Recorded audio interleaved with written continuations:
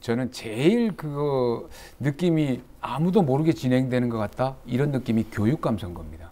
이게 우리한테 그렇죠. 어떤 영향을 주는지에 대해서 전혀 모르겠습니다. 네. 어떻습니까, 이건?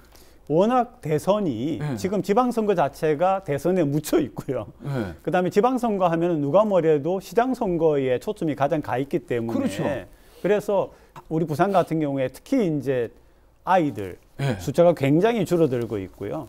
그다음에 이제 삶의 문제에 있어서 이 교육청이 가지고 있는 그런 어떤 기능이라고 하는 거는 한계적이기 때문에 관심이 적은 거는 사실입니다. 그런데 지금 현재 나와 있는 후보들에 대해서는 조금씩 관심도가 올라가고 있고요. 아, 그래요? 그러니까 현 교육감이 그대로 또 당선이 될 건지 새롭게 다크호스로 나온 보수 쪽에 그런 또 새로운 후보가 될 건지 하는 데 대한 관심은 조금씩 올라가고 있더라고요. 교수님 잠깐만요. 지금 교육감이 누굽니까?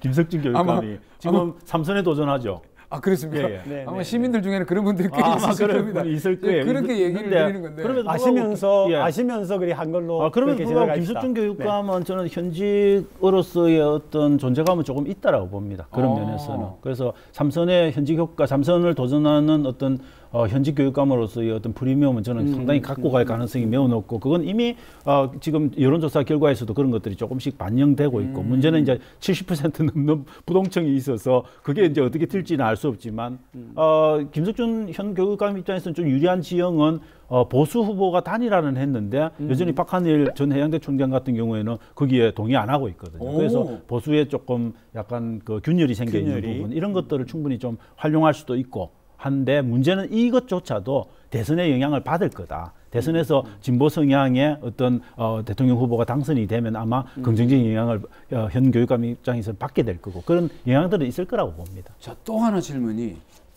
교육감도 역시 정당이 있는 겁니까? 아닙니다. 없죠. 전혀 그렇지 않죠. 있으면 안 그렇지만 됩니다. 사람들이 알죠. 진보 성향, 보수 성향이 어떤 거다는 정도는 현 알죠. 교육감님은 진보 성향이시고요. 아, 그러시고? 네네. 이제 새롭게 지금 다크호스로 나오는 분이 뭐 이미 다 알려져 있으니까 부산교대 총장을 지냈고 한국교원단체연합회 회장을 지냈고 하셨죠. 하윤수 전 총장이 나와 계시거든요.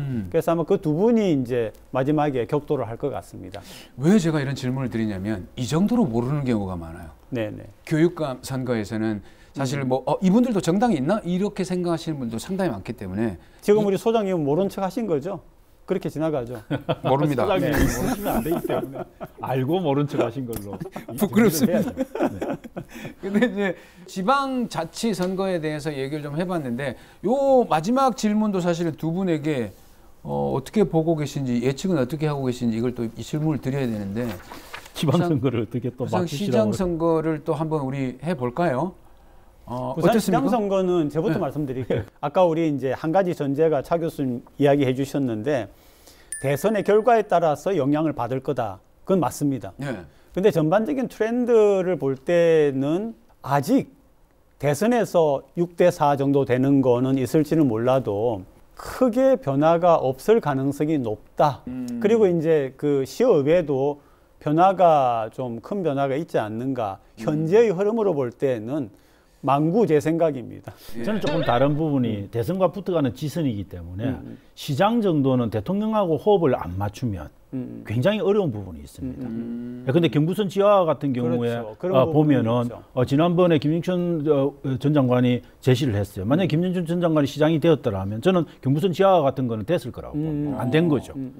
그다음에 엑스포의 어떤 추진 속도나 이런 것들도 대통령하고 같이 가는 거고. 그래서 저는 시장에 대한 주민의 선택은 대단히 냉철할 가능성은 조금은 있다. 그래서 여당 프리미엄을 가져가는 시장을 선택할 가능성이 있는데, 저는 하나 조금 이제 좀 의문이 가는 것들은, 과연 우리 유권자들이 스마트해서 시장은 여당을 뽑지만 의회는 야당으로 만드는 그런 정말 신기를 부릴까? 그런데 그럼에도 불구하고 모든 면에서 적어도 이 지역은 국민의힘의 텃밭이기 때문에 국민의힘이 유리한 고지를 점령한 상태에서 대선 여부와 관계없이 유리하게 지방선거를 이끌 가능성은 높다. 그렇게 우리 차 교수님 말씀하시는 부분이 굉장히 안타까운 부분이 맞아요. 음. 그런데 이제 소위 민주주의의 작동은 견제와 균형이라고 하지 않습니까? 맞습니다. 그런데 우리는 역대 그 정치에서 싸우는 것만 봐왔거든요.